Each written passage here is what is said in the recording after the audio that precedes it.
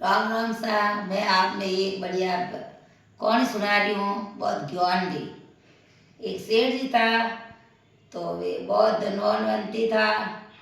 तो वे कोई चिट्टा घना तो जीव रहा, तो धर्म पुण्य रहतो कोनी।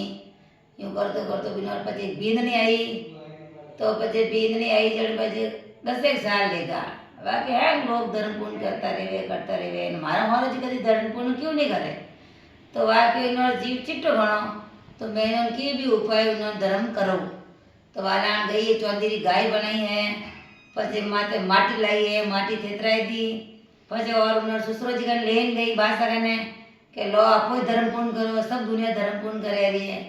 तो बासा देखी भी गा तो माटी रही है, जने बासा जीव हालियो। तो बासा माटी वाली गा माते हाथ धर दियो, पचे दरियो धर्म पूर्ण कर दियो, बीने ले जान दे दी ने 6 महीना रिया ने बाहर सारे तो बीमारी लागी। होले होले होले बाहर सारे एक दिन चली गया। चलिया ने बाहर से धके गया ने पार नदियों पे जना में बाहर से देखे कि हैं तो धर्मपुर में तो दे बेरी जाने मैं तो वो हमें मैं कोई करूँ कटने जाऊँ।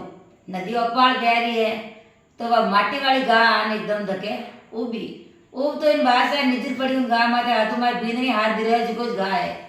तो अब इन माटी वाली गाड़ी पूंछ पकड़ दो आपको तो राम भरोसे।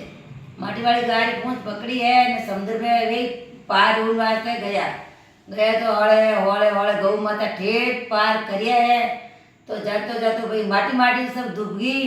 चौंधी गौ माता बाहर निकली, जन बाहर से एकदम क्यों अरे मारी बीननी कोई है तो कोई घियोनी बीननी आएगी।